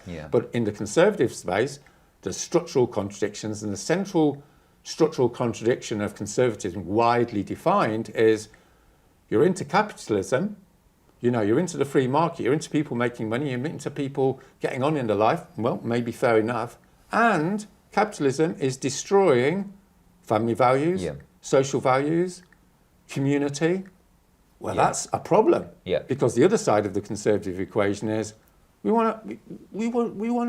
just want to go to the pub and have a pint. We want things to stay the same, rightly or wrongly. So that's the cleaverage, I think, in this strategy with the broadly defined conservative space is... Agreed, Yeah. agreed. And so we might say that with conservatives, typically the Achilles heel is the free market dogma, which stands in the way of achieving their other values. With people on the left, my experience is that typically the analogous problem is a dogma of progress, dogma of endless kind of human progress, typically expressed through notions of endless economic growth and distribution of equal distribution of an ever-widening pie, and that's how you get to these kind of completely absurd ideas like fully automated luxury communism, which I think is a disastrous thing to be aiming for, because it would be ecologically Well, it'd be nice if it wasn't for climate change. It'd be nice if it was possible, but it's completely not possible. So Sorry, yeah, I missed that one. Yeah. that possibility is no longer on the table. Sadly guys. so. Yeah, I mean, to come back to what we were saying earlier about the Second World War, it seems to me that's the great precedent here. So Popular Front, also the concept of a national government, which can be quite appealing to people on the right potentially. And the point being, so earlier I was saying, look, there's some real disanalogies between our situation in the Second World War, but there's also these real analogies, and they're profoundly important. If we can appeal to people in terms of what is necessary, then they may be able to start to see how some of the things that they are committed to, the dogma of progress, the dogma of endless growth, the dogma of free market for folk on the right, they may start to see how some of those things are actually getting in the way of their other values. Now, this is difficult, and this is going to involve people in complex processes of kind of reassessment and retrenchment and so on. But I guess what you and I both think is this is possible, and certainly if we are going to achieve the kind of shift, whether it's as quick as you think or a little bit slower as I think, but the transformative shift that is coming, if we don't get the kind that we want, we're going to get the collapsy kind that we don't want. I think this is the critical dynamite point. It's not like, let's choose between two options. There's only one option, which is complete transformation. Yeah. You're either going to get it brutally, or you're going to get it through some democratic, deliberative form. Yeah. The status quo is no longer the prolongation of that is not an option. And then you've got this. This is the critical point where I think I'm going to suggest they're going to flip, of course, to continue my analysis. The flip point is when they go, by pursuing capitalism, I'm actually going to destroy it. In other words, like the old paradigm is, I'm a capitalist, I'm a right winger. I think free market's great. I think capitalism's great because it's going to promote capitalism and it's going to promote my values. You over there are trying to destroy capitalism, and you're trying to stop people, getting on with their lives, and blah blah blah. We know that. That's fairyland, right? The reality is, I either go through fundamental transformation, and capitalism's got to go through a fundamental transformation, i.e., there has to be a socialistic explosion in the space. In other words, like you said, you put it very well at the beginning. When people in World War II agreed to a socialistic orientated society, that's not because they were socialists. It's because if you don't do that, you're going to lose the war. Yeah. You have to go into the factories and say, sorry guys, you've got to build tanks. Yeah. There's no free market here. No. We haven't got the time. Hitler's in Dunkirk. Tough. My favourite story is Roosevelt goes to the American car manufacturers and says to them, right, after Pearl Harbor, right, here's your plans for what you're going to produce in the next few years in terms of, tanks and planes and so on. And they looked at the plans for a while and they said, Mr. President, there must be some mistake here. If we do all this, we won't be able to produce any cars for the next few years. And he's like, yep, you got it. Yeah. But the key point is this is the critical point. Unless you produce tanks now, you'll never produce any more cars. Ever for the next 100,000 years. Yeah. That's the point. I mean, I've talked to one or two Tory MPs, as you know, about this, and this is the point where you can see them grinding away in their brain, which is the more that the old strategy is actually producing the opposite results of what I want. In other words, the more I pursue capitalism, the quicker I'm going to destroy it. And the quicker I destroy and that's the flip point as well. And the quicker you're going to destroy the freedoms, the quicker you're going to destroy the whole libertarian agenda. Yeah. It's a suicidal strategy. So we've got this like difference still on timescales. I'm skeptical that we're going to get any significant number of right-leaning folks or conservative working class type people, etc., getting into civil resistance anytime soon. I think we can get some into the moderate flank soon. And I think the key point really is that we're agreed in thinking what you absolutely mustn't have is all those people continuing to dogmatically oppose you. You've got to give them ways of at least coming into this sort of soft underbelly of sort of general support, kind of somehow kind of getting it. I don't really want to be doing this, but I realize that actually we kind of have to do something like this because the world has fundamentally changed.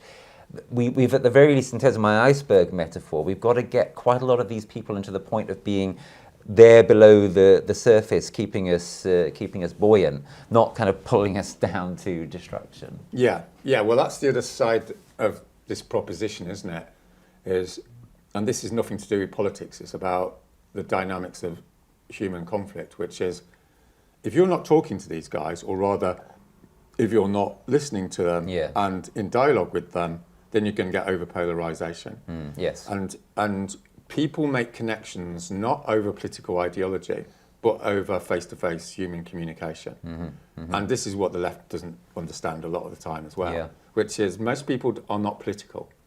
Most people are tribal. It's like, I need an identity.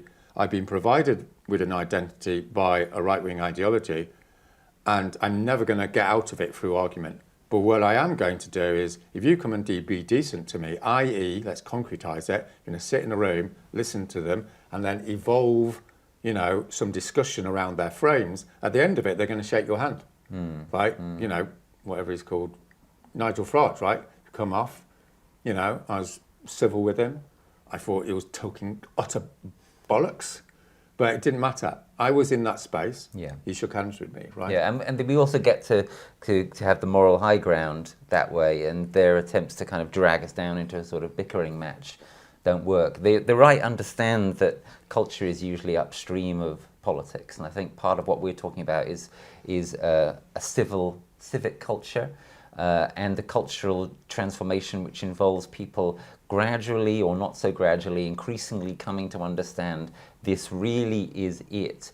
These criteria for the permanent emergency have to start to trump these things that have felt important to you, but they're not the only things that are important to you, and actually they're not the things that are most important to you. Yeah. So I think strategically for me, there's two things going on. One is, if you look at all the comments when I went on Nigel Farage, it was like, twat, cunt sort of stuff, right? But there were quite a lot of people going, this guy's a nutter, but I applaud him for having the guts to come and talk to Nigel. So what this provides is this: if we're not going to have civil wars, we're going to have to show our fearless dialogical commitment to the other side, so that they see our humanity. And that's going to prevent a degeneration into social violence. And we really need to be talking to people like Ben Goldsmith, for example, of the Conservative Environment Network, right? He's the kind of guy who is trying to do what he can within the constraints of a sort of conservative ideology to be serious about starting to kind of chip away in this direction.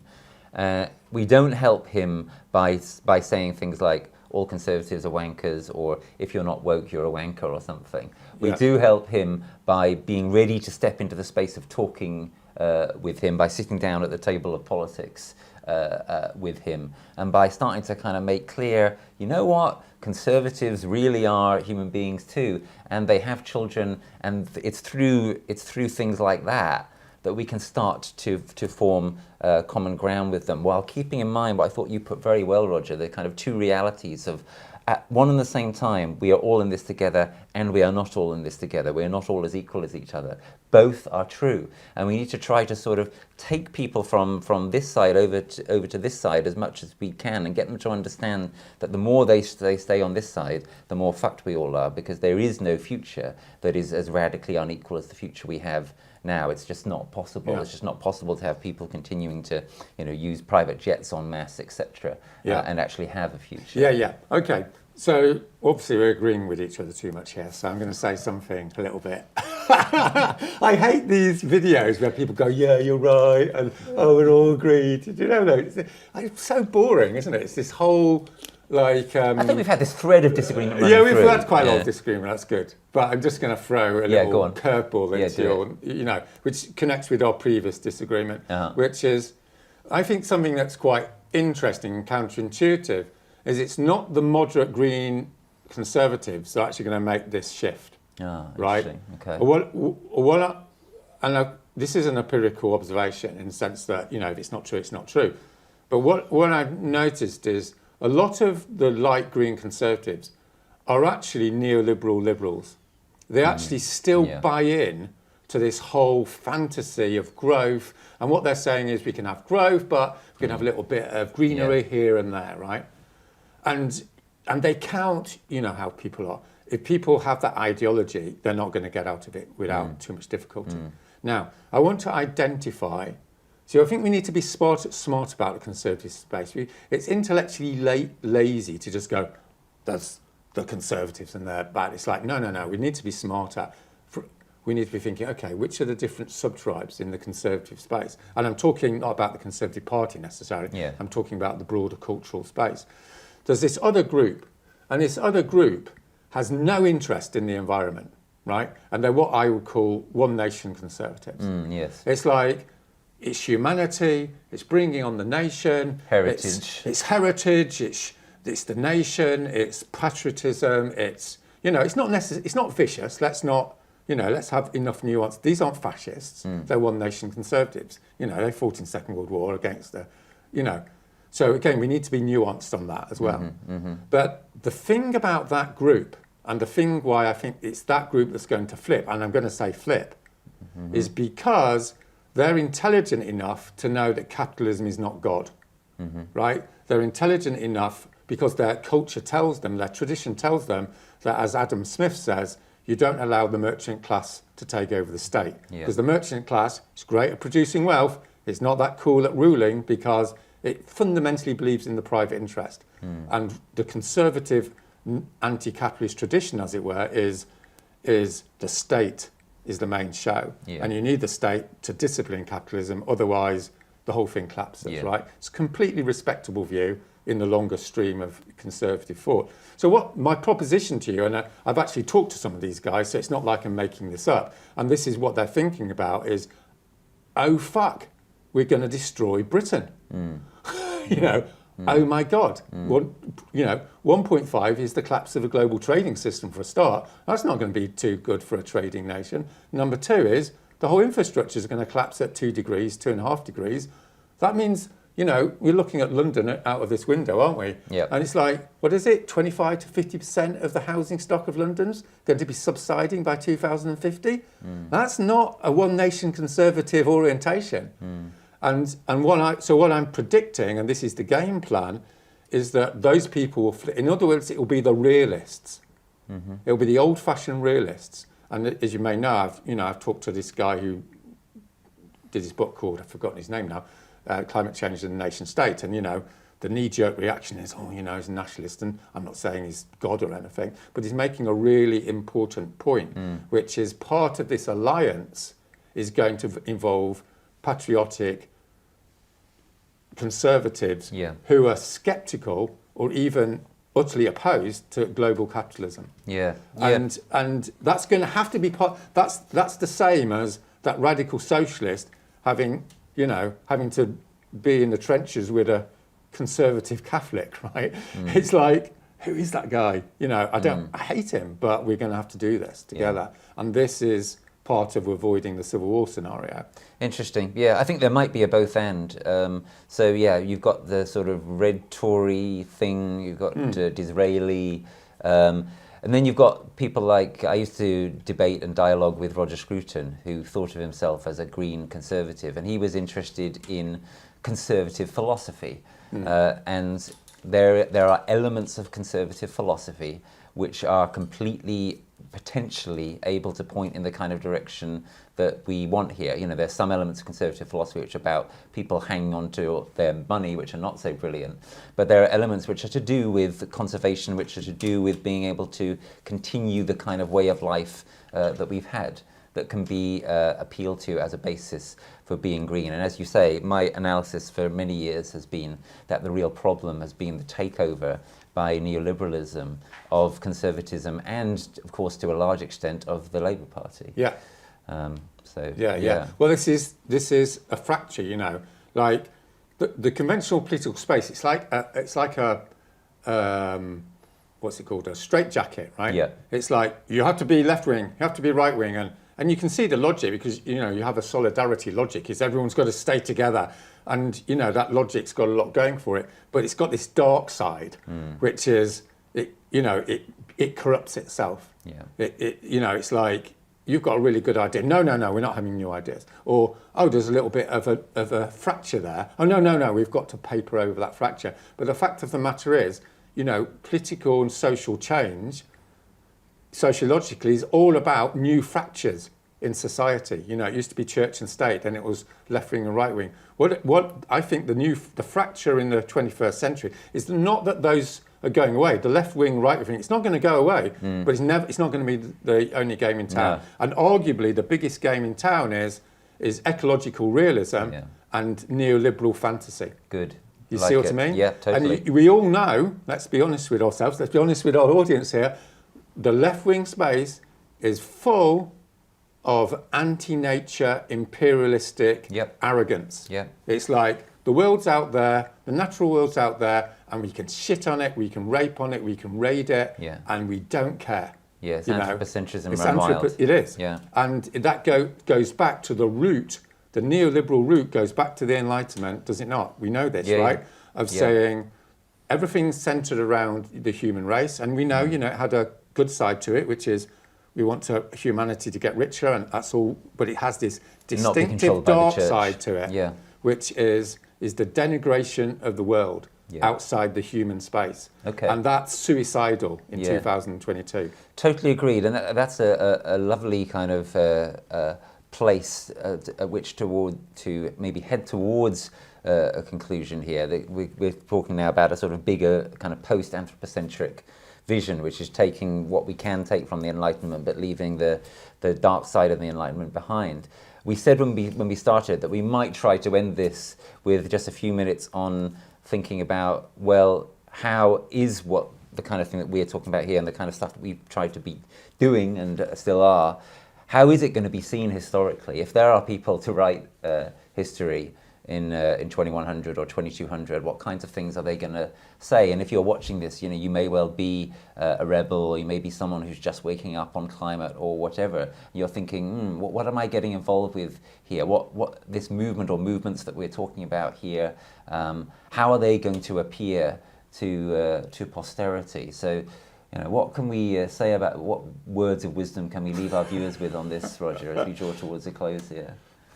I don't think we should say words of wisdom. That's a little bit presumptive, isn't it? In philosophy, I'm a philosopher. We try to deluded, individualistic fantasies have we got? In philosophy, we try to seek wisdom. That's the beauty of the etymology of the word philosophy. Oh, right, okay. Wisdom. That sounds a little bit.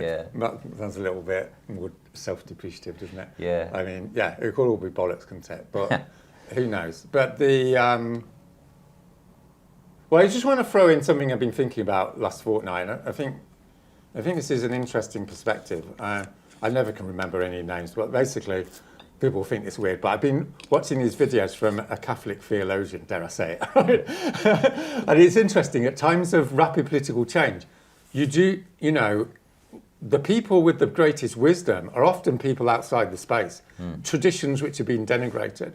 And you know, I've always been interested in Catholic social thought. I'm not buying it, right? Don't get me wrong, right? I'm not going to become a Catholic, but there's something in that tradition which I think's really wise. And what she's saying, to somewhat simplify, is the question here. You know, in the green space, there's this idea, there's this orthodoxy that the transformation is that we're going to make our peace with nature. We're going to realise we're part of nature. We're going to treat nature, well, and it's all going to be hunky-dory, right? Yeah. Because we're integrated, right? And, you know, it's got stuff going for it. So I'm not... But I think there's another sort of transformatory thing, which I think's arguably deeper, which is, and what this theologian was saying is, and, you know, lots of people have said this, guys, like, the problem isn't nature. That nature's fine. Nature's going to be carrying on for the next 4 billion years, right? Yeah. The problem is the fucking human race, guys. It's like, what the hell are we going to make of ourselves? Yes. And that question, what does it mean to be human? I mean, we're not going to. I just want to say, we're not going to sort that. I don't. You know, my day job is where to put the biscuits on the table, you know, when people come into the mobilisation meeting. So I'm just allowing myself some speculation here for the last 10 minutes, right? You know, but this is my speculative proposition, is that once you ask that meta question, which is, what is it about humans that makes us want to destroy ourselves? Because that's how we should frame it. It's not like we're destroying nature.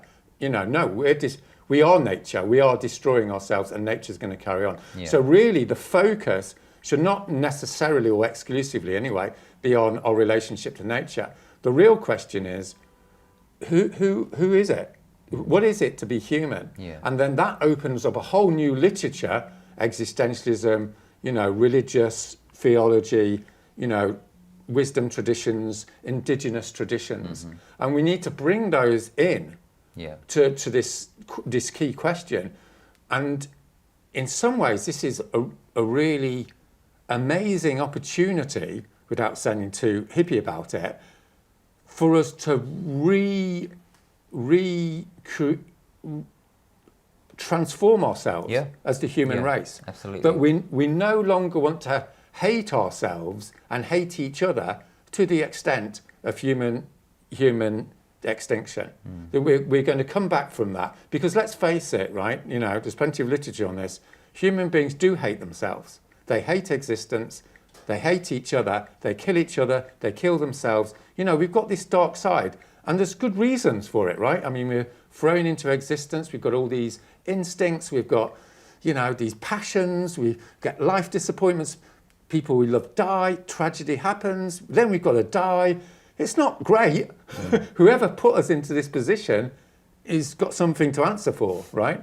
So what Catholic social thought is, and all these wisdom traditions, are really ways of constructing the human, which gives us a break. Yeah, I like that. You know what I mean? On some level, saying, you know, it's actually okay. Let's love each other a little bit more.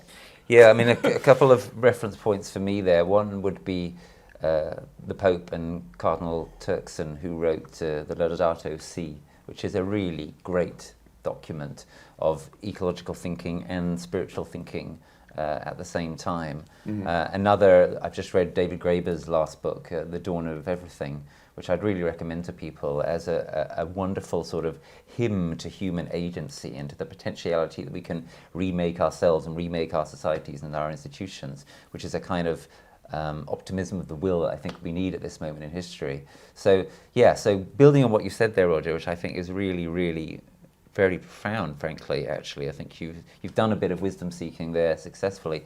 I would say... I read it all in a book. Yeah, I'd say this. I'd say we can, I think, know that if, as seems at least possible, we are part of achieving this transformation that has to come, that history will judge us kindly.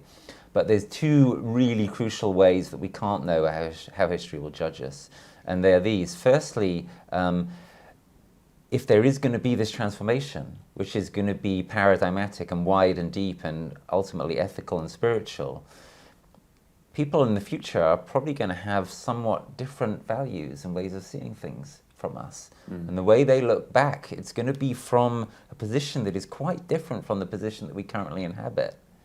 And the second way we can't know how history will judge us is that, and this is the building on the point specifically that you made, we are going to change in the process in getting towards that. And the most crucial part of the change of all, arguably, is who are we going to be right now? You know, who are we prepared to be? How are we prepared to step up or not right now? And that is going to change us. That is going to be a process of transformation. That is a sense in which people who say you've got to be the change you want to see in the world are right. That is connected with the way that getting involved in something like Extinction Rebellion is and is experienced as being transformative and prefigurative for people who do it. That's very widely experienced, I think. So that's something that's kind of, I think, quite exciting and encouraging about kind of the context in which this kind of discussion that we've been trying to have should be seen. That ultimately this is about who are we going to be, who are we prepared to be, what is humanity going to mean as it gets manifested by us at this moment. Yeah, and I think another major challenge to our culture is this infantile notion that suffering is simplistically bad. You know, that obviously who wants anyone to suffer? It's a no-brainer. That's not what we're saying. Yeah. What we're saying is in the human experience, the pathway to wisdom is suffering. You know, inevitable suffering that life involves. And we should get out of this idea that social conflict, you know, despair, depression, all these things are simplistically bad. What in the human experience, they're pathways to what I would call the destruction of the ego. You know, you hate yourself, you hate the world, you have an existential moment where you go, do I want to live like this, or do I want to renew myself in humility, knowing I'm a shit? You see what I mean? Yeah, sure. And you see this all the time, you know, which is one of the reasons why people that have had a hard life are actually very wise, is because they know they're rubbish. You know, they know they've fucked up, and they know they've gone through this extremity of despair about themselves and about the world. And I'm not fetishizing it, right? Because we all know that can lead to suicide and violence and all the rest of it. And at the same time, it provides the potentiality, and arguably, it's an essential process of psychic, social, individual change, where people go, I'm now in service. I get, you know, this is what keeps me going anyway. And I know it's for other activists that work really hard. It's like, we get up in the morning, we're in service to the common good. And that's it. If the whole thing collapses, I'm not going to take that on my shoulders. You know, if I don't succeed, then so be it. I've not succeeded on so much in my life. I'm not out to succeed fundamentally. I'm out to get up in the morning and use all my gifts and faculties to try and save humanity. And that's the miracle. This is why we need to revisit our theological, religious and spiritual traditions. Not because we're going to become some 14th century Catholic, right? And make a nuanced point, but so that we can start to rediscover the intensity of what it means to be human, other than this superficial bollocks we've been sold for 30 years that, you know, we work, we spend money, we consume, and that's all there is to it. It's not, is it? No. So, you know, that's for me, like, that's the invitation to people is it's about us as individuals. It's not like about saving the world. That's what I'm trying to say. Obviously it is on one level. But it's fundamentally about what sort of human being do you want to be? Do you want to be true to yourself? Fundamentally agreed. Great to end on a point of agreement, and I hope that people take away from this the sense of how you can disagree respectfully, and maybe this has been a little bit about what it's like to be a human being and to be able to appreciate it amidst all the the horrors as well. Yeah, absolutely. I think, as I've tried to sort of allude to in this, in this session with you, is there's this rational level of we're having an argument and we're disagreeing with each other, but really the most fundamental point about this session is we're sitting down talking to each other.